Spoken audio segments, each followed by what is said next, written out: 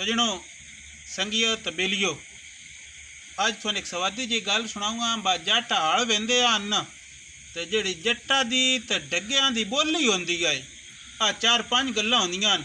हा हा तत तत भुर भुर बन्ने बन्ने आ चल बाबा ता ए त्रै चार गल्लां होंदियां न। ये डग्गियां भी पता होंदा है बे साईं के प्याद है तो आखने वाले भी पता होंदा है बे कित्थे के आखना है। ये अज तुहानू गल सुनानी है ते नाल ना एक तुहानू गल सुनाऊ सब कि उठा दे गाला है टल ते बाबे तो जातका पूछा बाबा आ के है।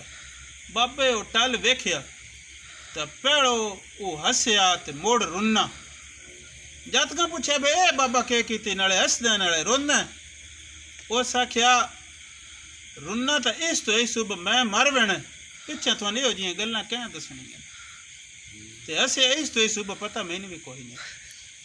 असल गल यह बड़ी मैं तुहानू सारियां गल्लां दसंदा ने गल्लां मिट्टियां वेंदियां है ते ये साडी पीढ़ी तो पिछा किसी ने कोई नहीं पता होनी। इस वास्ते जी मैं गल लेंदा स मैं जोगा की गल करूँ सो डगे की हल पंजाली जोग जोतरा वाणी गढ़नी ये सारिया गल्लां जड़ियां ना कुछ जिदा ने चुकाना। हाँ मैनू को कैड़ है इस तो गल लंबी नहीं होनी। तुसा संगियां पिछा पुछदे रहना गल्लां लेंदे रहना अंज थोड़ा थोड़ा कोई टच देंदे वेंदियां अंजा देगा च चौल च कहिंदे वधियां तो पिछा बात इंशाअल्लाह गल्लां करसां। आ सन जे पुराने वेले दा हाली बिरा गोल मोहम्मद जल गया तो डगियां दियां गल्लां याद आ गईयां। मैं आख्या वो करेंदे ब एक तो सरगी वेले जट डगे जोंदे आन पूरी ओड़ सही नहीं होंदी बात तो डगियां दी ते जट्टा दी बोली होंदी गई जिस बोली नाल अल्लाह करेंदा ही जोतरा लग पैंदा है। अल्लाह इहदे च त्रै चार लफज होंदे आन ओड़े च गतेंदा ही जट डगे नो ते ओहदा तरीका ही होंदा है भाई एक हेठला डग्गा होंदा है एक उतला होंदा है। उतला जेड़ा होंदा है वो जेड़ी ओड़ अग्गा कट के होंदा है उस ओड़ी विच उस टुरना होंदा है। ओहदे वास्ते जे हुण ओ उतला डग्गा ओड़ छड्डण लग्या है न थल्ले आउण लग्या है तो वाता अंदरों वारो ढिड्डा नाल सोटड़ी ओहदे जट रहिंदा है ते ओ नादा है बोर बोर वो डग्गा उतरड़े होके सीधा ओड़े चो वेंदा है। तो जे किता वेले थल्ले वाला डग्गा उता मंडे आई ओड़ मरन लगे आई ओड़ी तो ओड़ चढ़न लगे आई तो मोड़ उसने सोटड़ी चिचरा के तो नखना तत तत वो वत वो थल्ले हो वेंदा है वो न सीधे हो वेना तो जेतले उन्हें सीधे हो वेना ना मोड़ जट्टा पिछो अंगरा करना हा हा हुण सीधे आयो तो अंज नक्का दी सीधा वत जगह वेना मोड़ कितले वत मोड़ा तो भूंदा पौंदे होंदे आन ना ते उतां पाड़े रहन लग पौंदे आन अग्गा बन्नी होनी डगियां थल्ले होरन लगना ते जट्टा पिछो आंगरा करना बन्ने बन्ने डगन पता लग वेना मैं तोड़ो बन्ने को खेडना है उस बन्ने ने सीधे हो बैना।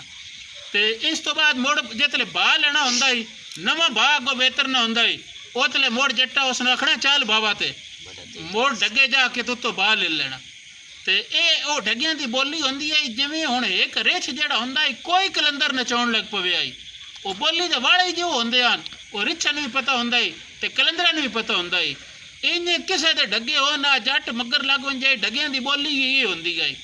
इस वास्ते वो डगे जड़े हैं समझते हैं मोड़ लूट बड़े जट करते रहते हैं जट्टा ने आखना शाबा पुत्री सोहना पिया वनना लूट करते रहना।